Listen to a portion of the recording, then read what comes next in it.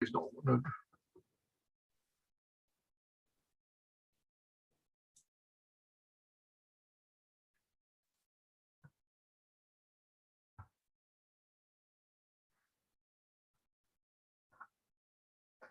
Okay, welcome everyone who's turned up for our annual resilience debate. My name's Steve Yates. I'm the chair of the Resilience Association, and I welcome you to this event. Before we start, I just have a date for your diaries, which is our annual Resilience Congress, which is going to be on the 4th of October of this year, the 4th of October, Tuesday. And it's going to be held at the Institute of Chartered Accountants for England and Wales, 1 Moorgate Place. This is going to be a hybrid event, and what we'll be doing is there will be face-to-face in their auditorium, but we'll also be streaming it online to individuals who can't travel or wish to stay in their current locations. And it will also be recorded, so that people can actually also purchase recording of the Congress as well.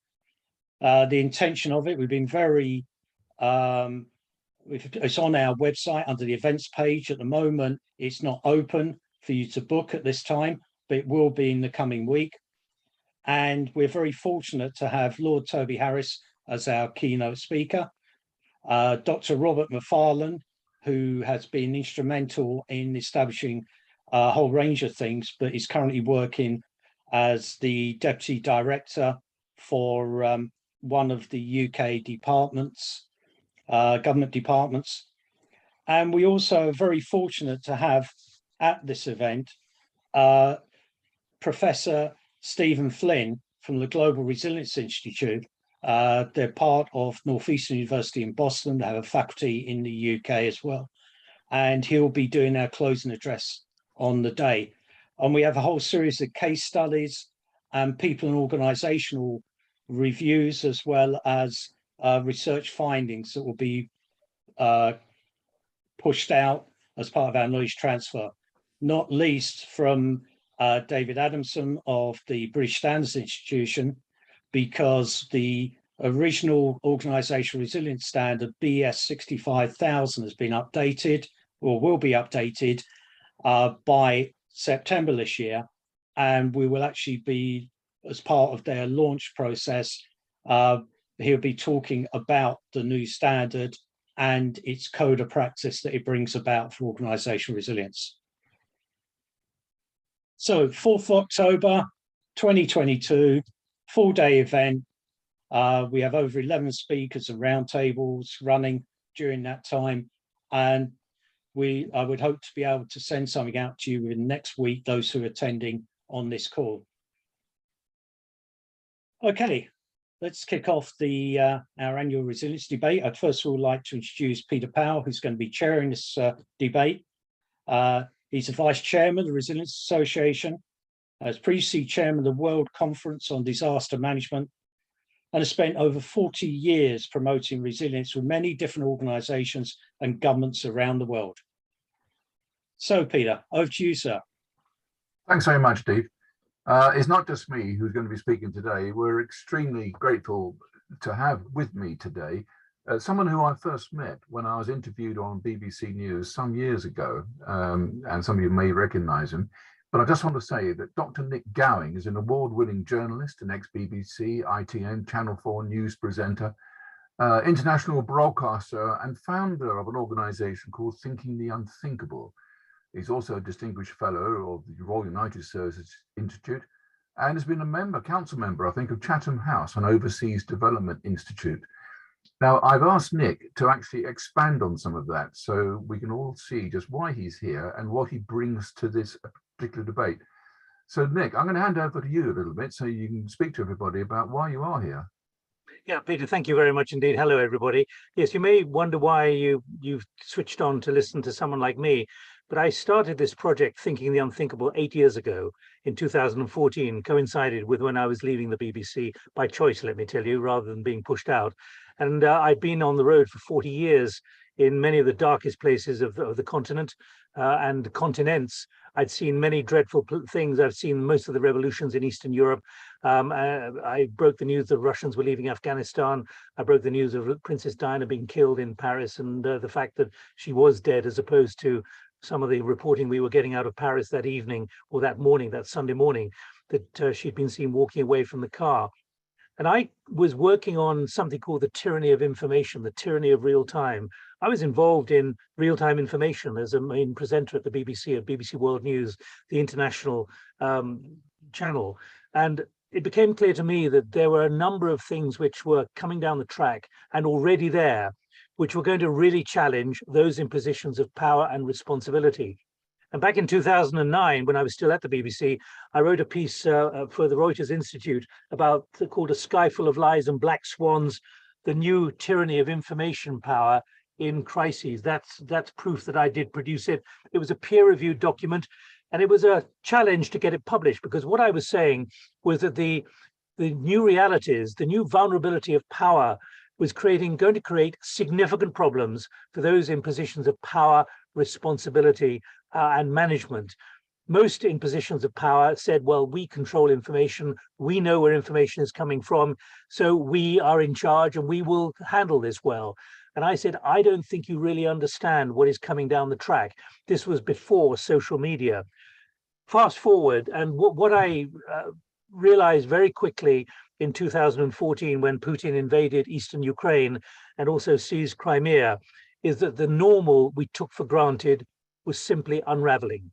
So I adopted the phrase from the Cuban Missile Crisis from Herman Kahn, when he talked about the challenges facing President Kennedy with Khrushchev, when he said this was about thinking the unthinkable, that actually there was a possibility of nuclear war over Cuba, and that had to be permeated through the White House. So due deference to Herman Kahn on all of this, but look at where we've been since 2014. We predicted, and because of the blurred background, it's a bit difficult to show you this, but I'm going to show you this in our book form. This cartoon came out just before the Brexit referendum, 23 days, on the front cover of the World Today for Chatham House, in which we predicted that Brexit would be voted for. We also predicted that Trump would be nominated and voted. And most people wondered what we'd been smoking. And this is at the heart of why I think I've been invited by Peter and the Resilience Association. It's the fact that the assumptions that are made by leaders, whether political leaders or corporate leaders or those lower down the food chain, are often very constrained by the way you've been thinking about it up to this point. Now, of course, we have had the pandemic. We are going through the climate emergency with much worse to come. And of course, we've seen what happened in Ukraine. But we go back to 2014. We were warning that this was the kind of thing that Putin would do. And again, I'm going to use that phrase. Most people wondered what we were smoking, because actually this was out of character. It was out of the box which people were using at positions of power and responsibility to think through the definition of a problem and what they need to be resilient over. So, Peter, that's in very short order is where I come to the table with peer-reviewed documentation. And as you mentioned kindly, I've been on the board of the Royal United Services Institute. I've been at Chatham House as well, and also I'm a distinguished fellow. And this is the kind of thing which behind closed doors, many leaders are desperately uncertain about and can sense their vulnerability when they believe, and they're being told by their chief resilience officers, that they are resilient. I would put to you that actually that's not a planning assumption that you should take for granted. I think you should be questioning closely.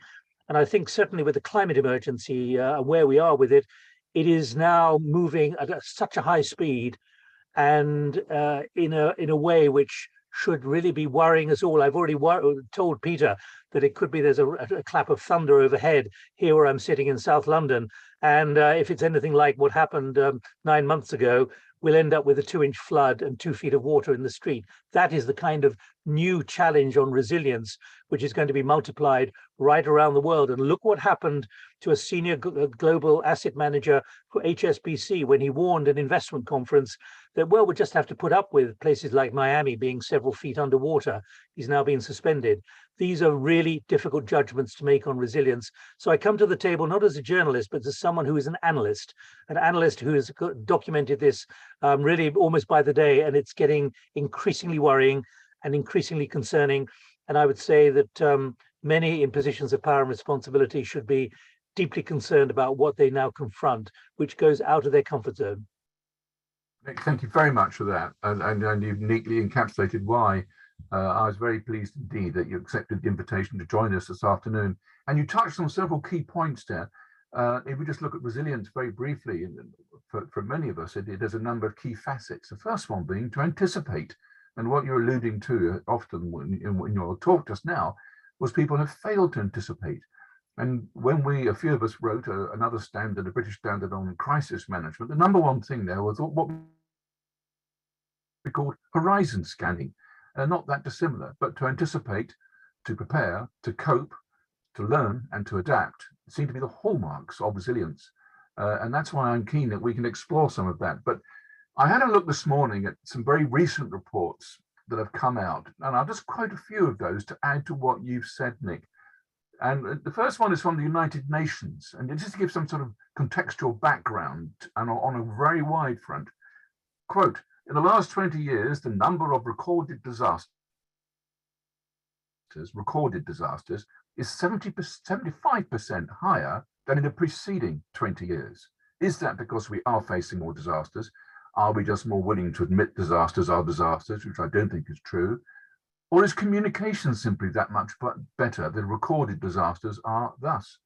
Another report here from Oxfam. As the cost of essential goods rises faster than it ever has done in decades, billionaires in the food and energy sector are increasing their fortunes by $1 billion every 2 days. Oxfam also reported that a new billionaire across the world is created every 36 hours. So we have this dichotomy between rich and poor, which is actually growing. In the United Kingdom, I think we are looking at now a summer of discontent. And the last quote on this contextual level is a review, which is a review into the United Kingdom civil contingencies. And this review talked about a number of things, and I'll just pluck some of them out.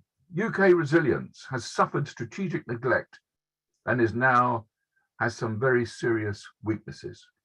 Quote, there's a need to design in resilience to our communities, infrastructure and policies at local and national level. And the final quote from that recent report on the UK government, there's a need to create a government chief resilience officer and build what this report referred to as a centre of resilience excellence. So if we look at resilience as the embodiment of a lot of other things, such as business continuity, such as risk management, enterprise risk management, and it's these conflated now into a single function, which has a shared doctrine, shared leadership, shared objectives, rather than a whole bunch of silos where responsibility all too often has been diffused.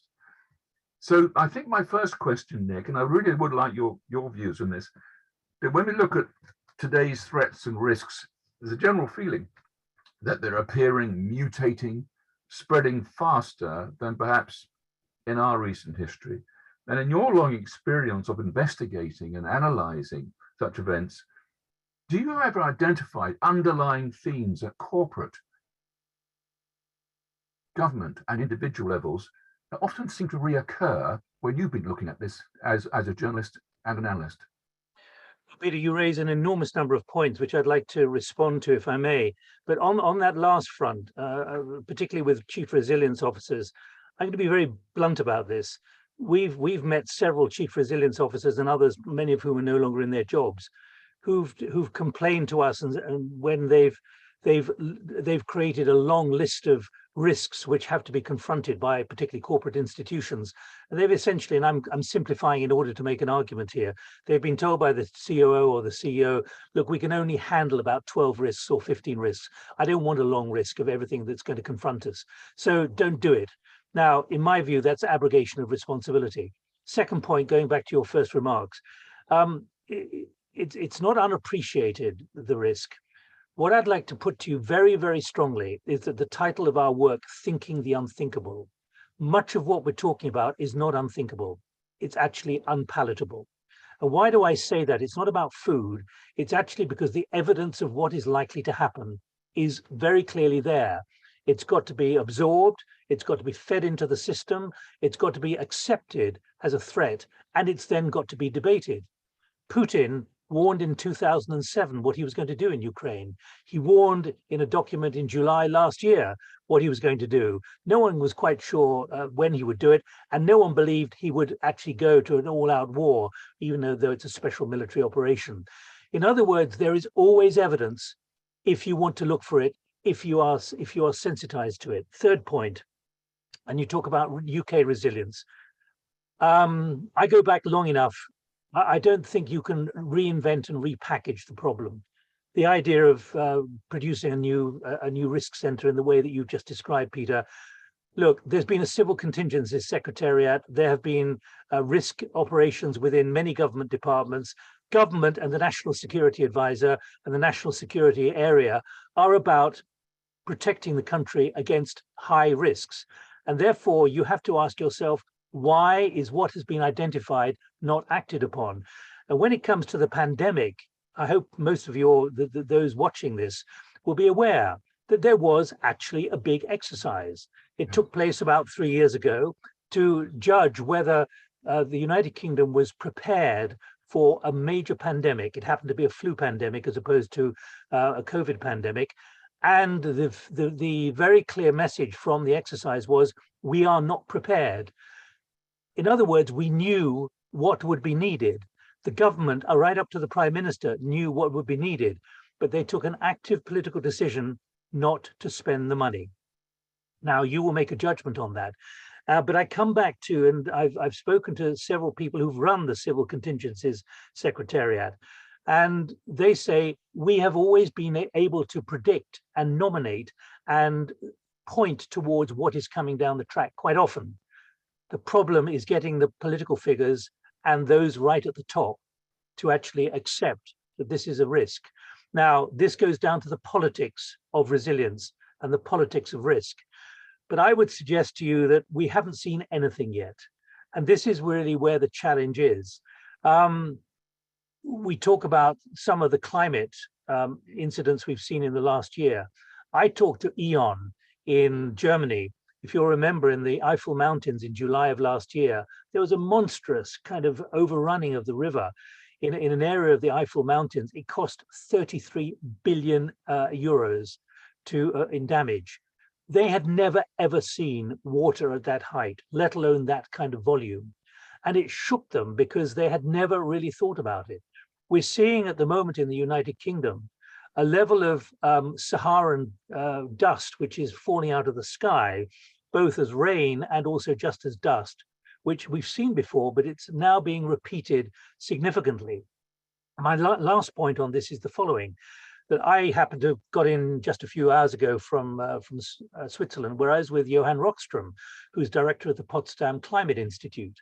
And much of what he's talking about with the IPCC reporting is about security, is about the ability of national security to handle what we're talking about as a threat to national security, to social fabric.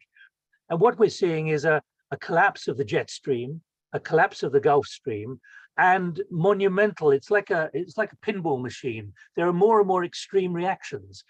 Yet those in positions of power and responsibility don't seem to want to embrace the new reality. It's not as if we can protect the whole of the east coast of the United Kingdom from flooding. That's going to be financially impossible. 200,000 people, I think, are threatened at the moment. And it depends which dateline you use, which sequencing you use. But it's about accepting that this is a new reality. When you look at Lytton, British Columbia last year, when you look at so much of what's going on, Buffalo, the suburb of Colorado, of Denver, Colorado. I hesitated a moment because I was about to say ski resort. It's not a ski resort, but it is a rich area of Denver, which between Christmas and New Year, because they hadn't had any rain for 6 months or any snow for 6 months, there was a decimation by fire of 950 buildings, homes with 7, 8 bedrooms. People who went to the 7-Eleven to get their morning donut came back and found they didn't have a house left.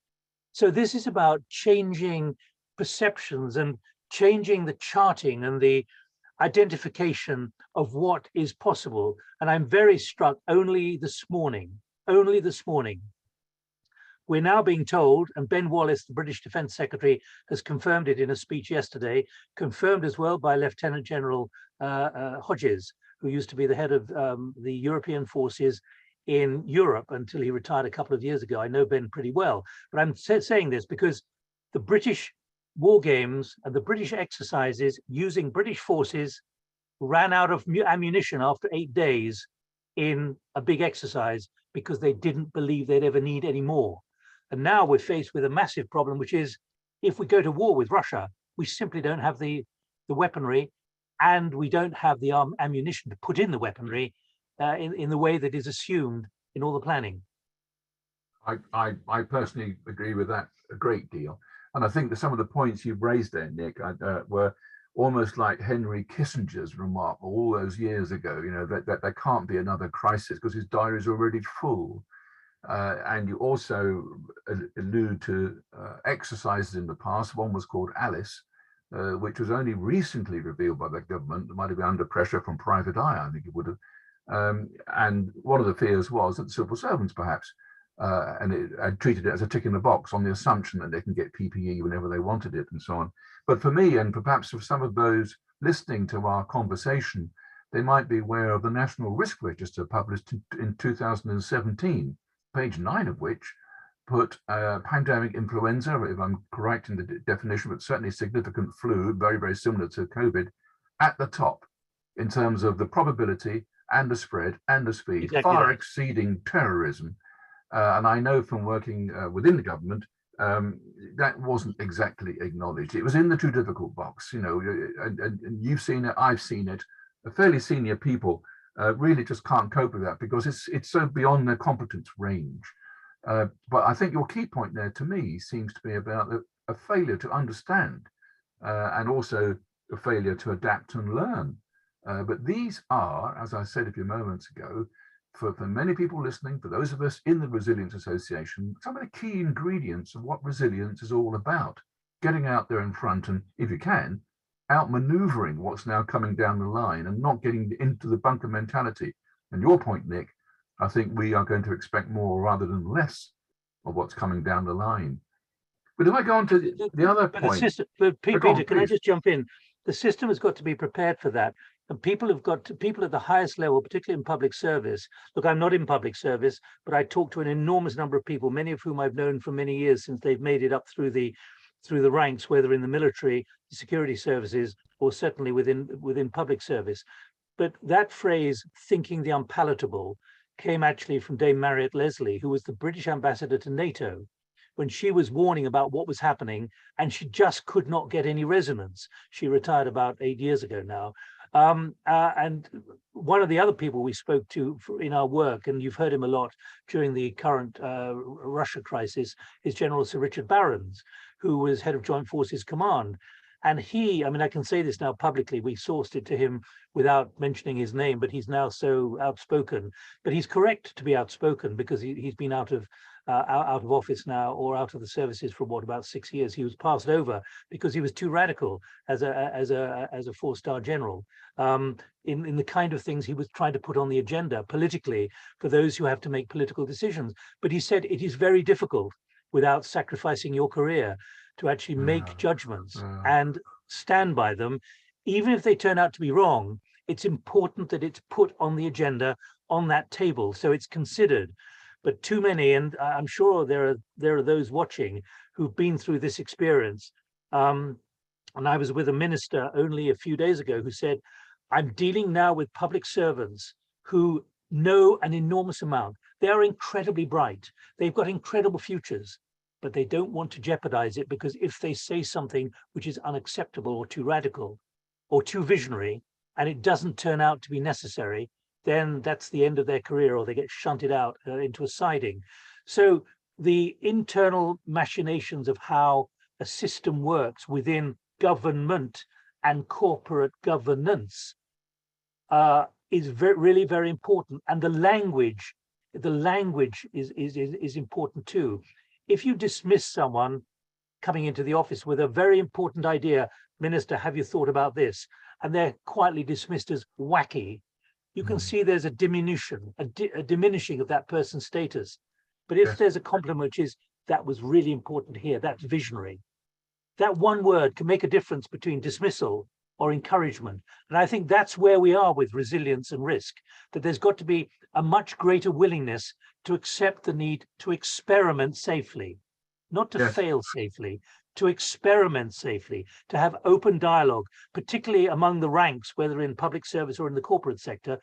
And the Edelman Trust Barometer of 3 weeks ago, published in Davos, the Edelman Trust Barometer was saying, and this is extraordinary, the biggest weakness now of leadership, we have a chapter in our book from 4 years ago, it's the geopolitics stupid, is that most corporates simply don't embrace the geopolitics of what is happening in the world to make their economic and business judgments. I'm not surprised by that, but I am shocked by it, that most are still thinking we're kind of in a blip from normal. And I was very, very struck at the Munich Security Conference, Peter, by the Polish Prime Minister just before the 24th of February, when he said, we're all now coming to the end of a 2-decade nap. In other words, we've got to reconfigure ourselves with top-down cover for accepting that things we never believed would happen are more than likely to happen. And the secret in resilience and risk is to make sure they're on the agenda and are at least considered. Yes, I think many folk listening, hearing what you've just said, Nick, they will chime exactly for the points I've been saying. And of course, many people tuning in would be perhaps slightly more familiar with facets such as business continuity, which I'm a fellow of that, and I've been for years. But I've always held the view, since I was chairing the World Conference on Disaster Management, that wasn't sufficient. What I mentioned before about conflating some of the things. And you touched on something which for other people will be referred to as enterprise risk management, where you are or should be more enterprising in how you look at this, and a sense of realism. And your point about the language that you use and how you might package what is essentially terrifying, bad news, has often led, in my experience, to those people in organizations who might have the responsibility for getting to grips with this are probably not commercially aware. They may have come from branches in the military or so on, but the real problem is they turn to one person when the crisis starts to come through the door, and they're in this world of unkness. Things are unimaginable, they're unprepared, they're untrained, it's unnecessary, but they turn to someone to give them the answers who might not even be there, because hitherto they haven't got into that box. And I was going to ask you also, because of the work that you've been doing for so many years in so many different organizations, one of the problems I think we could be facing is a juxtaposition between public and private. So when so much, probably all of our critical national infrastructure is underpinned by commercial organizations, which, as someone put it to me the other day cynically, driven by fear and greed, how on earth does that chime with the government, which wants to be seen as steady, reliable, and at best thorough and slow, rather than moving at the speed that a market might move? In other words, there is a sort of binary clarity in the commercial sector, but obfuscation quite often in the public sector. Have you seen in your experience, Nick, that clumsy juxtaposition between those who are in the marketplace, who have to pursue profit to exist, and those who are tasked, as you mentioned earlier, with the very security of our country, who probably don't have any commercial experience or military at all? I would say that you're onto something very important there. I can't say I've got specific examples, but certainly, I think you're seeing this in the what is happening on sustainability and the climate emergency. And I'm not skewing it to that area just because I want to talk about it. But what you're seeing is an extension of what you've seen with risk officers, which extends now to sustainability officers, director of sustainability, chief of sustainability. You're now seeing, and I'm summarizing here, a lot of granular detail, which I've certainly been picking up in the last few weeks, and have been having rather distressing discussions about how things are now going backwards as opposed to forwards. But many companies, and I'm not saying all companies, but many companies are appointing chief sustainability officers to give the impression they're being sustainable. It comes up at the AGM, it is reported in their annual account, all the right language is being used, but actually it's frankly a load of bullshit. And it's not me using that word. That is now what has emerged in the bank DWS in Germany, where 50 police officers turned up a couple of weeks ago at the Frankfurt office after a whistleblower inside the bank said, actually, they're making all these claims about being green, but they're not green at all. This is just greenwashing. And as a result, the federal prosecutor sent, as I say, 50 officers in and raided the bank. Now, we're not at that stage yet, but it shows a culture. It shows a culture. And I return to the HSBC example of the senior figure who made that claim. He was suspended immediately afterwards, and I think he remains suspended. But I think he was representing a culture within the financial community, which is we've still got to keep making money. And we've still got to keep making money from the black stuff and the hydrocarbons, as opposed to making a significant shift into green and green bonds. So let's talk about it as if we're doing it, but actually still go on making money in the same way that we've made it. Now, I'm being very crude and probably unfairly in some ways summarizing a trend. But when I bounce this off a lot of people, they say that's exactly what's going on. We can call it greenwashing, we can call it greenwalking, but actually it's green deception. And I think the same has happened on resilience and risk. The trouble is with resilience and risk, you're going to be judged by immense damage, not gambling on the market, but gambling on the security.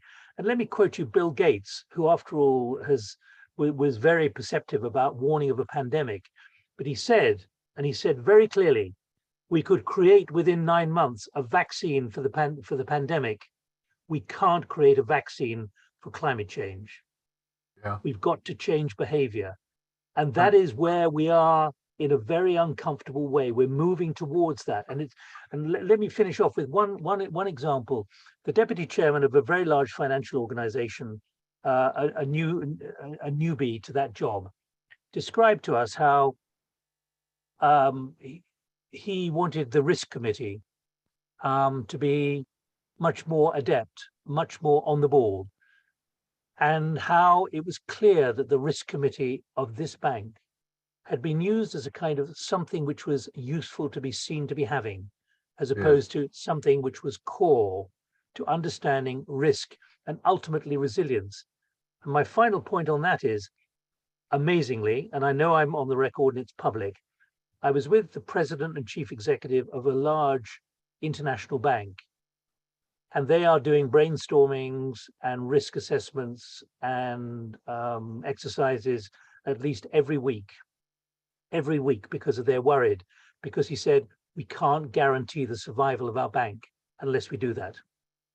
That's interesting to say banks, because the Financial Conduct Authority is almost leading on a lot of the inspirational and solid work, if I put it that way, on resilience and putting down certain time frames for people to demonstrate that level of resilience within the finance sector.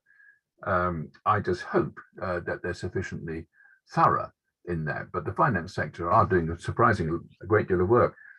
The other thing, hearing you speak, have you come across the concept of donut economics by Kate Walworth? Yes, indeed. And for those who I'll try and summarize it very, very quickly. Rather than GDP, which has got inexorable more and more money, how do we we value the product of a company for how many cars it produces and all these classic standards. Her view is, if we go beyond the edge of that donut and keep going, then the world is going to be in a crisis that you're alluding to, Nick. Yes, and indeed. we do need to have a complete economic rethink. But to bring it back, here we all are discussing this afternoon, resilience. How much influence can those who have the responsibility by resilience, sometimes by another name, can have in mitigating what's coming down the line? That point I have about anticipating, preparing, coping, responding, learning and adapting, sometimes they may be fortunate, sometimes not. I wonder what your view also was. It's something that's comparatively recent. One of the best measurements for a company's capability and worth is ESG, the environment, the social issues, and the governance.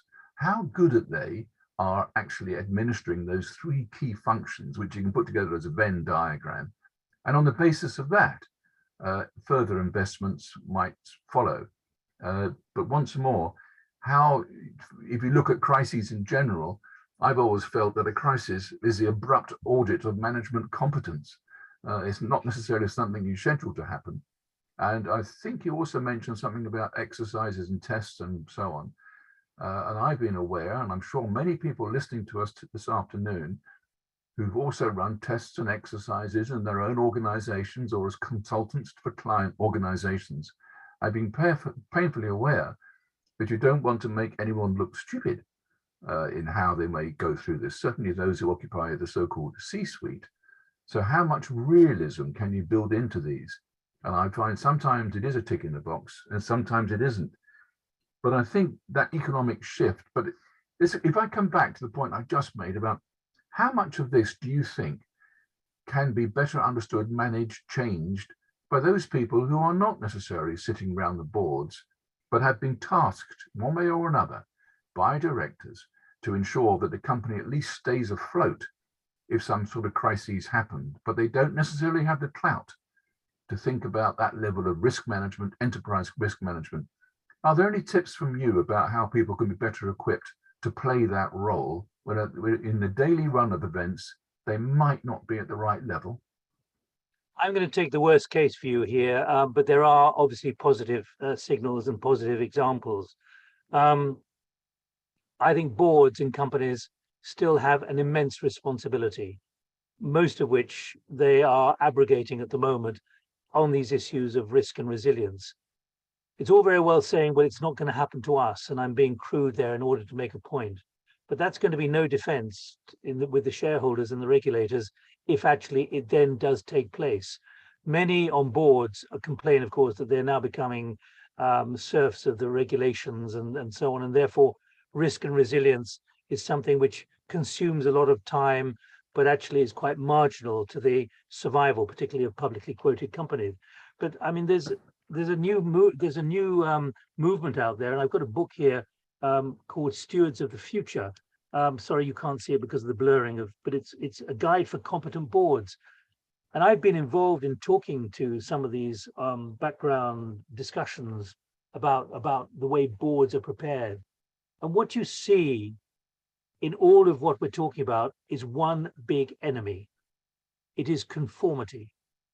And one of the central points of all our work, based on several years of just talking to people, particularly who've just left positions of responsibility, about what it was really like, is the conformity which qualifies you for a job largely disqualifies you from doing it properly, particularly in this new age of disruption. So there's a contradiction here, there's a tension. How, if you've got a job and you've got it because you've done what the board wanted, particularly if you're a C-suite or a CEO, how do you then change in an adept, agile, nimble way, which doesn't unnerve the board, but tells them that they've got to wake up to the enormity of what is changing around them? I don't really have an answer to that because actually the answer is pretty obvious, which is just get on with it. But actually there are many who find it difficult to accept the logic and inevitability of what has to be done. And it's been fascinating talking to someone like Paul Polman, who produced at the end of last year an excellent book, which I I'm showing you these books because it shouldn't just be about my view. This is called Net Positive. Paul Polman, the former chief executive of Unilever for 10 years, written it with Andrew Winston. And I interviewed him at the Hay Festival a couple of weeks ago. And the reason I'm telling you that is that I put to him publicly, what about the number of companies, the number of boards, the number of C-suites who find it really difficult to embrace this? And he wanted to remain relentlessly positive, which is they will change eventually. I have to say, I'm less optimistic, unless it brings to mind that film, Don't Look Up, that actually it's going to take the don't look up moment for many to actually say, shit, we better do something. But by that stage, it's too late. And in risk and resilience registers, you should have done it already. I think I remember that film was quite a recent one. But I also wonder, and you probably wonder, do you remember it wasn't that long ago we had a ship, I think it's called the Evergreen, that blocked the Suez Canal. Now, behind this vessel were at least 30 other vessels going nowhere for many days. And I thought, well, that's a jolly good wake-up call. And I just don't think, actually, when you do get wake-up calls about, for example, the consequence of just-in-time or JIT, where supply routes around the globe, within organizations, within countries, have become so fraught, brittle, stretched, vulnerable to hostile or non-hostile attacks or incidents, people would rather listen to the corporate bean counter than the corporate risk officer, because it's cheaper to actually shove all your things into containers. And it's only a few days ago that a container, the biggest in the world, dockside in Felixstowe, with over 23,000 containers on it. So you get one incident at sea, and I'm thinking here, of course, of the ship. I'm just picking something up because I've forgotten it. Keep going. So you got this one incident in the Suez Canal that blocked everything. So not only did it stop the products it was carrying going anywhere, it blocked up a hell of a lot behind it. And now we're producing bigger and bigger vessels carrying, if today is 23,000 containers, I expect in a year's time, it'll be 30, even 40,000 containers in one vessel. One enterprising terrorist, an ecological terrorist, who may or not even believe they're acting as terrorists, could thwart all of that. Now, while we're talking, I'm going to look across elsewhere on my screen, and I see we are getting a few questions. And one has come up, just reiterating to some extent what we've been talking about. It's not like we haven't been here before. SARS, MERS, swine flu, Ebola, all in the last 15 years. We knew it was coming. It's the old chestnut. We have other priorities. And I think that's what you're saying, isn't it? That somehow we need to look at this. And I can remember some years ago, many years ago, discussing something called preemptive retrospection. Could you, if someone's that enterprising in their thought process and creative thinking, imagine when a crisis first starts to appear, and the recognition of that crisis is one of the problems why there's delay, like we lost over a week with COVID because people weren't sure and so on.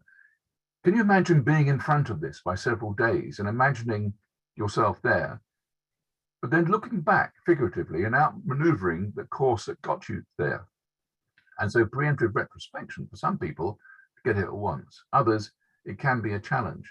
But for, again, many of us listening to this might come across this phenomenon where the best crisis team do not all think the same. They are the people who are creative. It's the Belbin test, completer finishers. And very often I've seen this in real crisis, real disasters, certainly one where I was trapped underground for a long time and we thought we were going to perish, is the people who might pop up and become the leader. And what determines a leader in a crisis isn't the leader, it's the followers.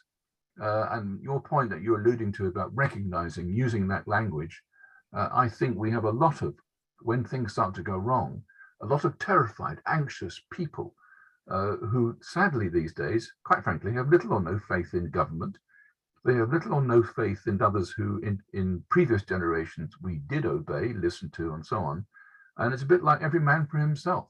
And who knows, the consequence of what could be a summer of discontent, we could even be seeing things like perhaps like panic buying caused by inappropriate and really bad media coverage on social networks in particular. No, but Peter, let me pick you up on it, if I may, because Yes, please. you're leading me into an area which I would have said I would have said a bit earlier. If we were having this discussion, say in January, would we have been forecasting, quite apart from the Ukraine war, which should have been on the agenda, and the implications for something which is akin potentially to World War III, particularly with what's happening now in Kaliningrad, and the Lithuanians thinking of blockading Yes. the Russian, it's not an island, but the peninsula of Kaliningrad, Königsberg, as it then was in the Baltic. And this is hanging by a thread. So, I mean, to quote people like General Sir Adrian Bradshaw, the former director of Special Forces, who was a dissaceur for 3 years, saying very clearly, we have begun World War III. But is that in the mind of the resilience officers, the resilience directors, the risk directors who might be watching this or who might look at the transcript? Is that scale of the unraveling of stability really on their minds? Now, if in 5 years, 10 years, you say to me, Nick, you were far too pessimistic, I'd like to put to you that what I'm doing is being realistic. If we'd been talking in January, and this is what I bent down to pick up, The Economist, the coming food catastrophe, not crisis, catastrophe, not just because of what's happening in Ukraine with 25 million tons of grain sort of stuck in the silos and unable to know whether anything will be grown and harvestable this year because of all the ammunitions and so on. More importantly, we're talking about a world where there simply physically will not be enough food to buy at any price. Now, if we had been talking a few months ago, would that have been on our agenda? Would inflation at 11% have been on our agenda? And so I go on. What you're seeing is a foreshortening of the timeline, a greater amplitude of risk in areas which are nothing to do with terrorism, which, although you might call what Russia is doing in Ukraine terrorism, which is not about shooting planes out of the sky, which is not about 4 bombers in central London killing 50 people, etc., etc. This is now about the fabric of a modern society which we take for granted, and steadily, by the day, by the hour, by the week, that is now unbundling. The glue is coming apart. Now, again, tell me in 6 months you were far too pessimistic. But my analysis is, when you're looking for resilience, and look what's happening with gas prices and fuel prices and the impact that is having on people who are already struggling to pay for their basic chores. You're seeing a division of society underway. This is something which is now central for a national security advisor to be considering. And it is ultimately the responsibility of every prime minister or president in every modern nation, whether you're in whether in the G20 or you're in an African nation. And what is emerging from this is greater authoritarian governing powers, greater authoritarianism, including in a place like Hungary, which is technically still a democracy, a member of the European Union. Do you see where I'm coming from here? Yes, I do. That Very the much. things we take for granted, when you're talking about resilience, and that's what we're talking about today, it's the resilience of everything we take for granted, including, will I have enough money to go on a summer holiday? I want a summer holiday. I've got the money for a summer holiday, but can I get to the airport? Will the airport be open? Will my baggage be? And already British Airways have just announced some of their staff are going on strike for much of the summer. And so it goes on. Yes. There's an unpicking of everything. And it's not just about railways. It's something far more profound and fundamental. What we take for granted is no longer guaranteed. No, it's not. I think you were alluding to, I remember reading about the Malthusian theories written by him, 600 years ago or thereabouts. And even then, I think they were thinking about not enough food for people, or the population would actually outstrip. And I think listening to you make those points, maybe right now, maybe in this country, maybe we should all be thinking about, are we looking at these ingredients which in a very heady way have come together, rather like they did in the 70s, and I can certainly remember them, where you have a widening dichotomy between rich and poor. And to quote the Sunday Times rich list from only a few days ago, it's been a bonanza year for the rich people in society, but an awful year for those people who have been forced into poverty every second, every hour. It's worse and worse. And you've also got this, that leads to disaffection amongst the population, compounded by, I believe, the disbelief in government competence.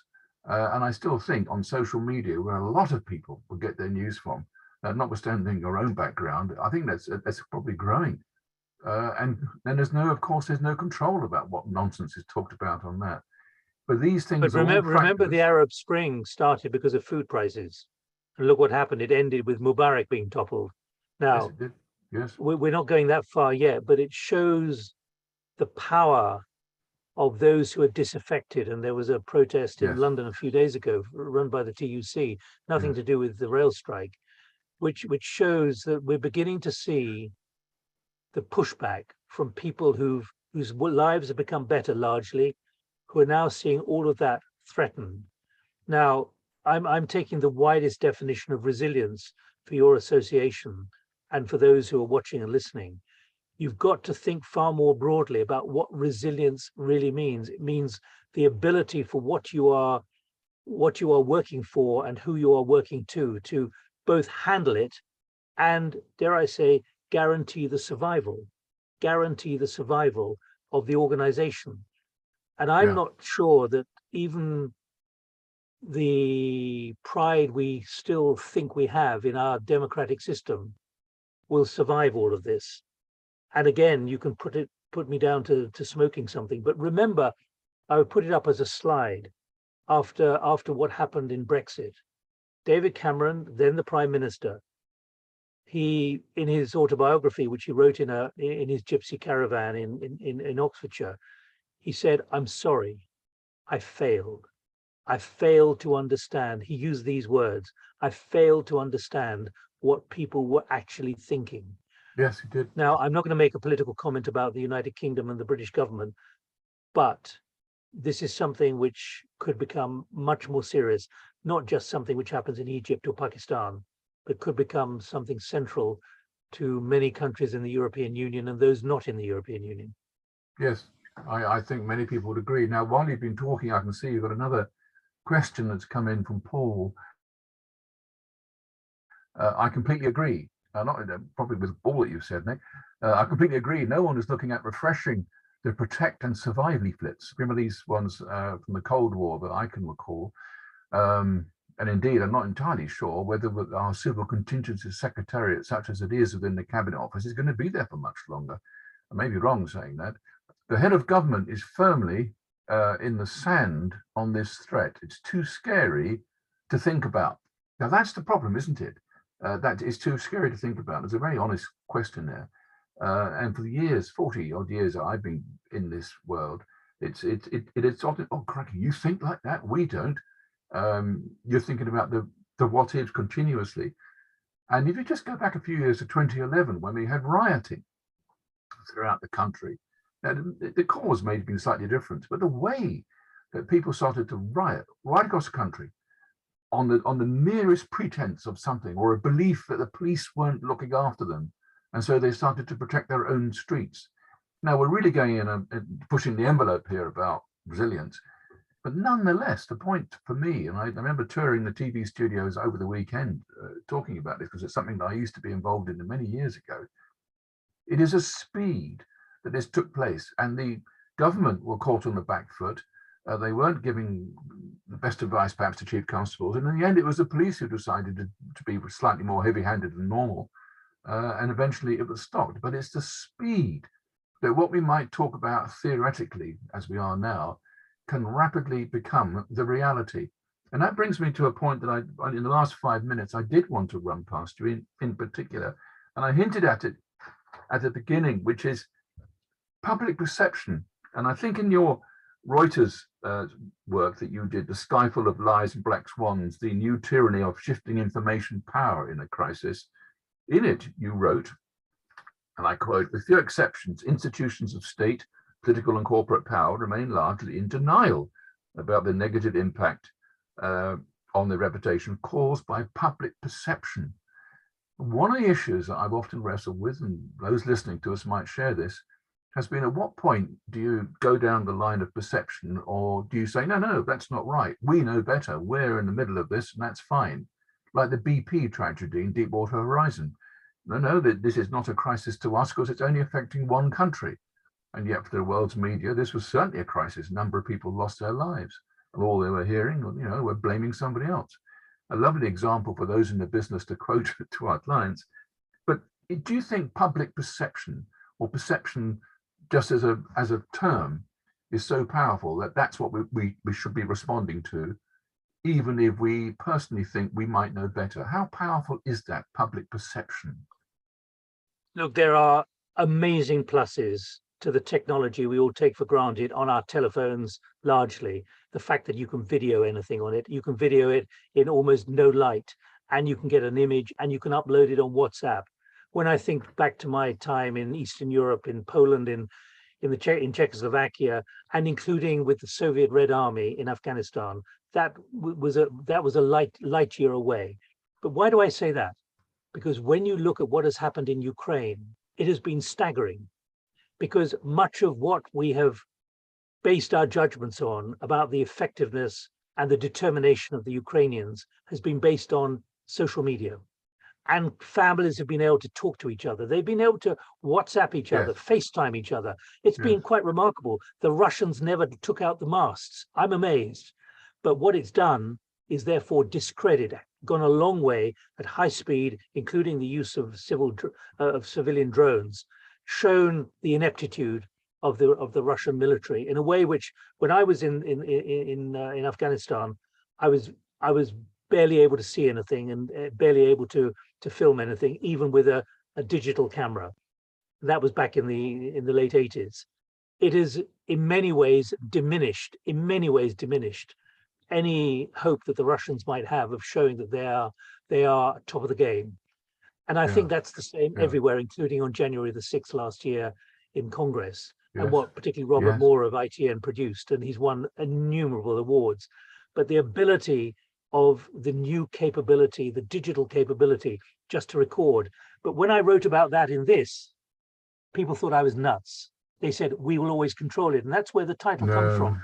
Skyful of Lies. That was the Burmese government, the Yangon government, saying, protests in our countries? No, no, no, no. This was the first generation of social media. No, no, that's not happened. That's all up there. It's a sky full of lies.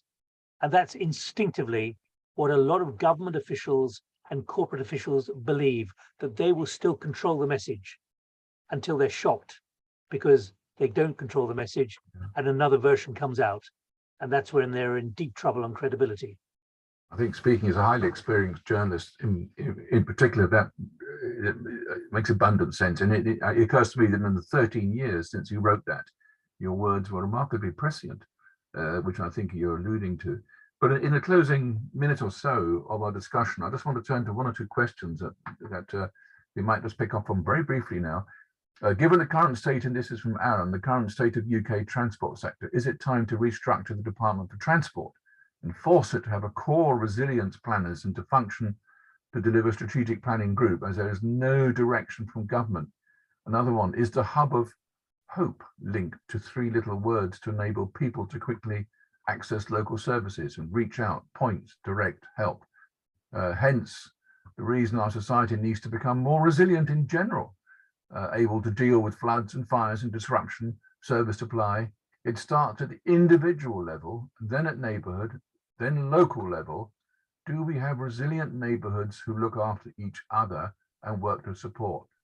And I can see coming in lots and lots of other questions which are inevitable, but I only regret that we're going to have to. It always happens at the end. It does, doesn't it? But let me just ask you, have you got just three things you'd like to leave those who are watching us now to consider? Fairly brief things that you think are particularly pertinent that we've discussed in the last hour. Yeah, I don't want anyone to think that there's me being sacrosanct about this or sanctimonious about it, but it is based on all our work over the last 8 years, which is to confront this reality, not to dodge it. You've got to analyze whether you really are equipped to handle the level of, and to prepare and create the level of resilience that you believe is expected from your board of management, from your board, or from whoever you're working for.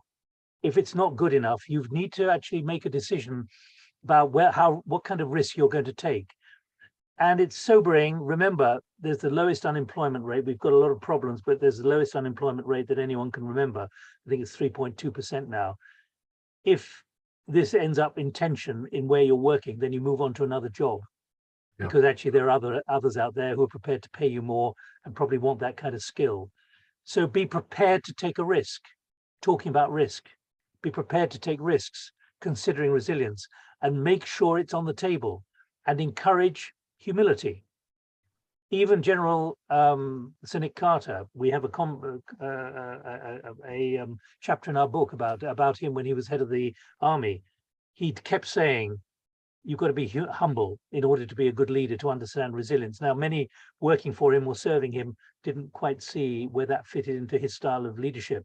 He became Chief of Defence Staff. He retired in November. But there is a lot to be said for humility, and that comes through as well from Paul Polman and Andrew Winston in their book about net positive. In order to be positive, you need to actually realize that the way you've done it is not the way it's going to be done in future, because the two don't collide with each other. Yes, maybe we're just reacting to yesterday's thread. So confront, analyze, prepare, and with a dash of humility. Nick, I'm going to leave it there because time is, we're slightly over time, but can I thank you on behalf of everybody in the Resilience Association, and indeed behalf of everybody who's tuned in the last hour, very much for your thoughts and inputs. And I think they can go online to Thinking the Unthinkable and extract further information. But to everyone who's involved, share experiences, if I may suggest. Yes, I totally agree. But for everybody who's taken part, everybody who's been listening, on behalf of the Resilience Association, thank you very much indeed for giving up the last hour. We greatly hope that we've stirred a few thoughts, got some other ideas working, and as Nick has just said, shared some good ideas. So thank you very much indeed. Thank you, Peter.